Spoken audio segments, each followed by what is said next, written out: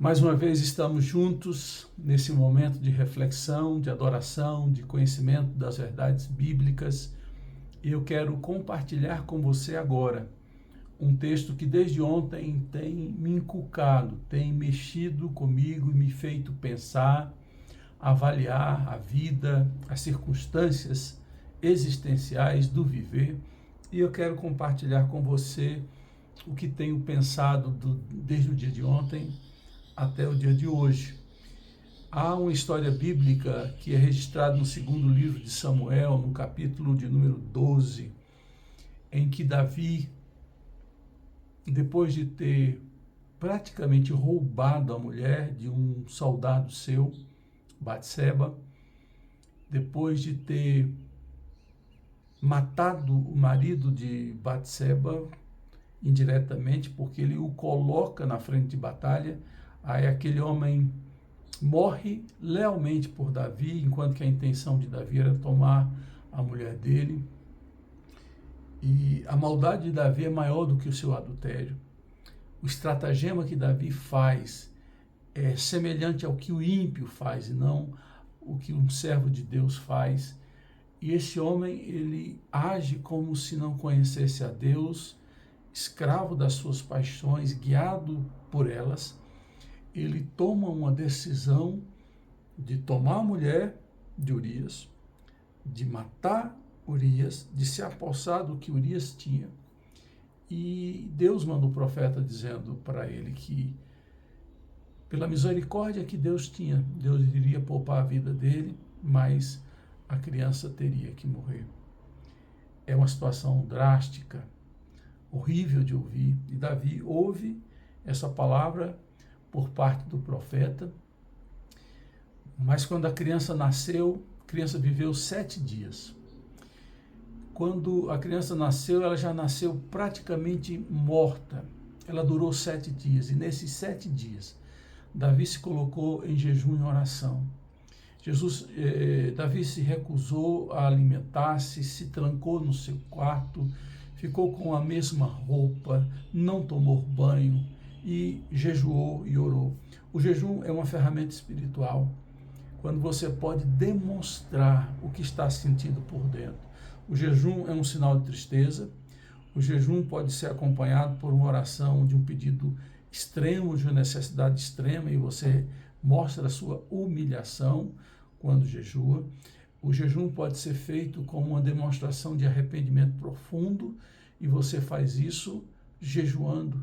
Davi estava pedindo misericórdia e perdão a Deus, por isso que ele jejua, por isso que ele coloca a sua causa diante de Deus, mas Deus fez o que havia dito, e a criança veio a falecer. A reação emocional de Davi, o seu comportamento e funcionamento psíquico estava completamente desajustado.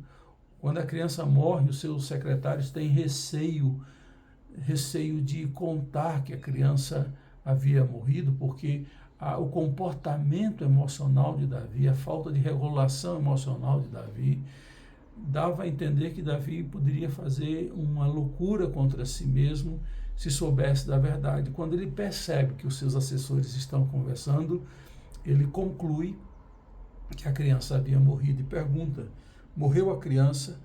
E eles confirmaram.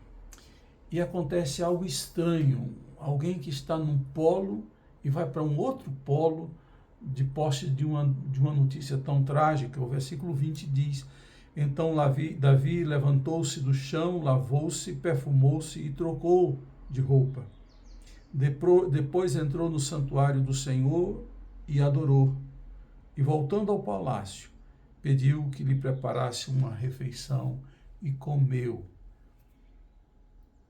Que forma estranha no primeiro momento, olhando esse contraste de desespero e tranquilidade, de como Davi enfrentou a necessidade e o luto, e depois o pós-luto, nos deixam algumas inquietações, algumas dúvidas, e eu vim pesquisar para a gente chegar a algumas conclusões e tirar algumas lições para as nossas vidas. A primeira coisa que me chamou a atenção é que quando Davi sabe da realidade que aconteceu, Davi entende a importância da aceitação. A aceitação dos fatos, a aceitação da realidade, a aceitação da impotência e da falta de controlabilidade. Nós somos incapazes de controlar as nossas vidas, controlar o presente, controlar o futuro, porque nós não temos poder para isso. O ser humano faz tudo para controlar, para que as coisas aconteçam dentro de uma perspectiva, de uma expectativa. Porém, a vida e a morte, mesmo quando cuidamos e somos previdentes, nós não temos controle sobre a vida e sobre a morte. Aconteceu que esse homem, no momento da perda, descobriu que o controle de todas as coisas, a soberania para gerir, para fazer acontecer e deixar de acontecer, estava nas mãos do Altíssimo, daquele que tudo pode, daquele que é Senhor do universo e Senhor de nossas vidas, se é que você já entregou a sua vida a esse Senhor, o Senhor Jesus Cristo. E isso faz a mudança acontecer. Não é que a primeira reação estava errada, é uma reação de luto. E o luto faz parte.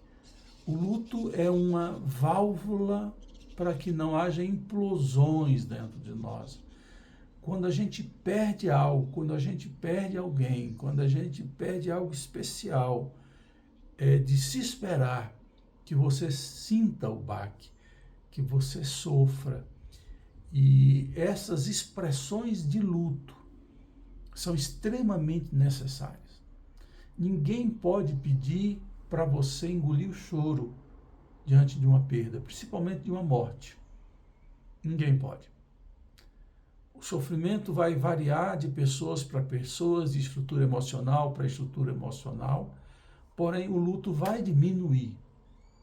A saudade, a dor, nunca vai acabar, ela vai diminuir de intensidade, mas em algum momento você vai lembrar, poxa, que bom seria se ela estivesse aqui vendo a formatura do nosso filho, que bom seria se ela pudesse estar aqui nesse restaurante que ela tanto quis vir, ou ele tanto quis vir.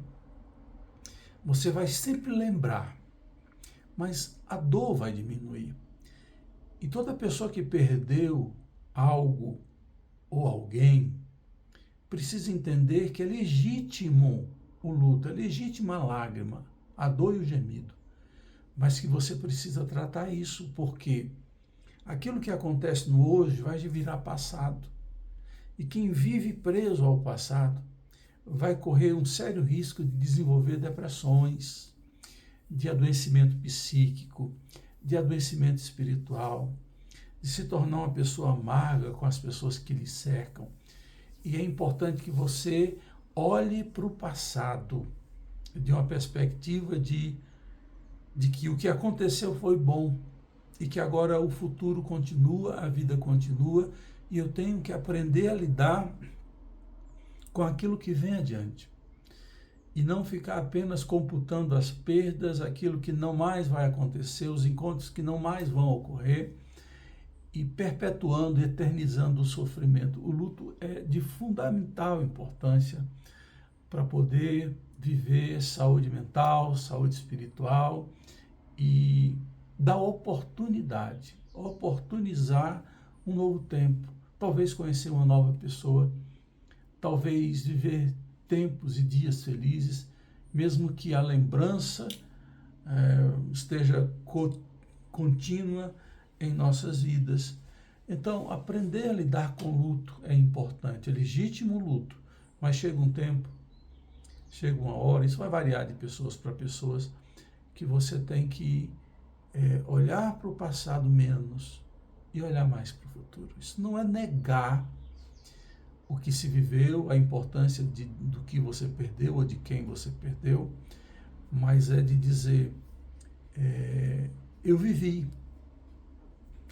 O drama pior é quando você não viveu com a pessoa, com aquilo que você teve.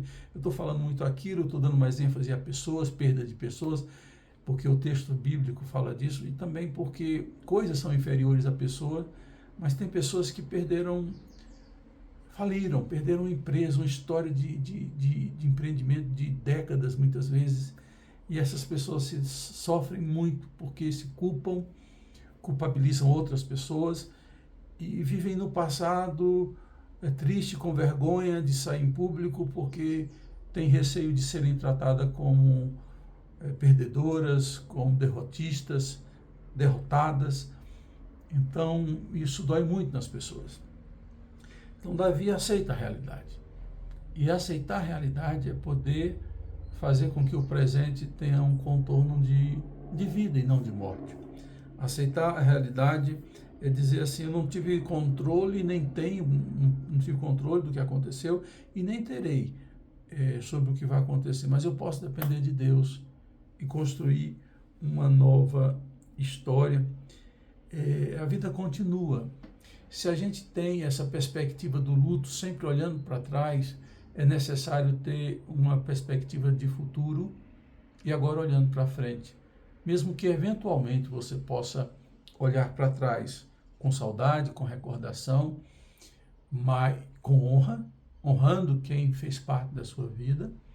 Pode ser um filho, pode ser um pai, pode ser uma mãe, pode ser um esposo, pode ser uma esposa, pode ser um sobrinho, pode ser alguém muito querido, um amigo verdadeiro, e você, de posse da boa lembrança, você vai viver para honrar aquela pessoa a qual você perdeu.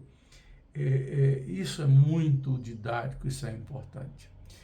Porém, uma coisa que eu aprendi, que o luto, ele é vencido, talvez no termo vencido é muito forte, é controlado quando você usa recursos psicológicos, recursos emocionais, regulando suas emoções, mas sobretudo quando você entende que Deus controla todas as coisas. Se Deus permitiu, a vontade de Deus, ela pode ser autoritativa, quando Deus quer não tem nada que impeça.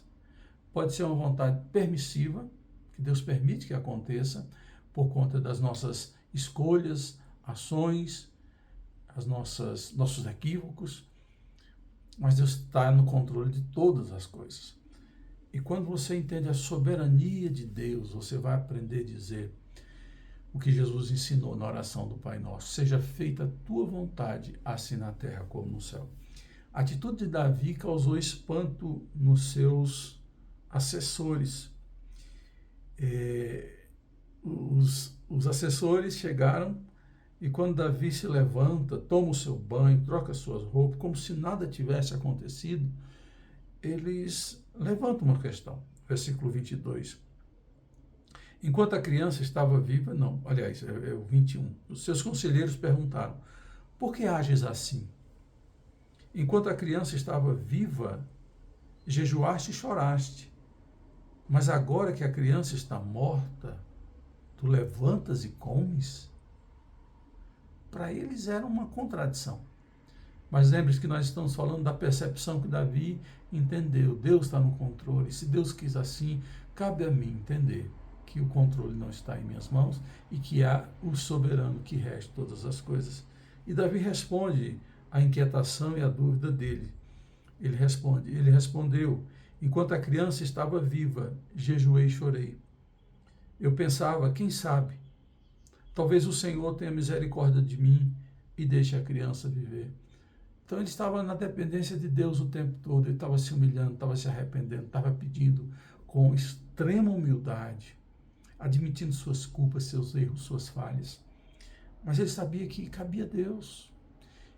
E quando a gente entende isso, que na vida da gente, todos os percalços, todos os transtornos que a gente enfrenta, todas as perdas, se você entender que há alguém que permite e que faz as coisas, se aconteceu, não é para reclamar, é para depender e dizer, bom, eu posso ter uma nova fase em minha vida. Eu vou continuar com ele, mesmo não entendendo muitas coisas. E Davi demonstra isso, ou seja, a vida continua. É olhar para frente. Mesmo tendo saudades, como eu falei, olhar para frente. E aí vem a busca da saúde espiritual e da saúde mental. Tem coisas que a gente tem que voltar a fazer, depois de grandes perdas. Primeira coisa é cuidar da saúde física e da nossa aparência. Tem gente que está doente emocionalmente, doente espiritualmente, que não cuida da sua aparência, não toma banho, não corta cabelo, não escova o dente, não vão ao médico, não se vestem com roupas limpas, cheirosas, não cuidam da limpeza da casa. Há uma doença emocional se instalando quando essas evidências se tornam reais. Isso significa dizer que para a cura acontecer e o sinal da cura ao mesmo tempo, elas estão interligadas. Há uma simbiose aí, de que quando você está bem, você se cuida, porque você está bem, você se cuida. E para se curar, você tem que se cuidar.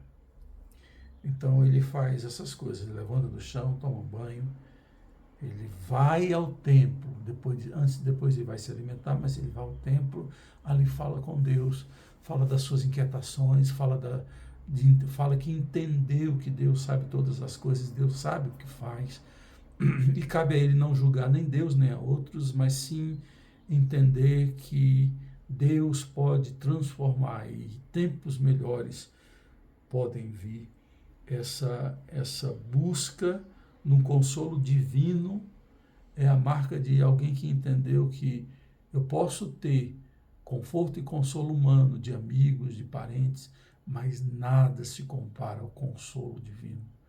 E dizendo, Deus, para o meu coração é muito difícil, mas eu sei que o Senhor me ama, está cuidando de mim e vai continuar cuidando. Que a gente aprenda a lidar com as perdas da melhor forma possível. E Davi é um exemplo. Virou a página, deixou de olhar para trás e passou a olhar para o futuro. Não culpabilizou pessoas nem a Deus e tentou prosseguir sua jornada, sua caminhada. Eu quero te convidar a fazer o mesmo. Deus abençoe sua vida hoje e sempre.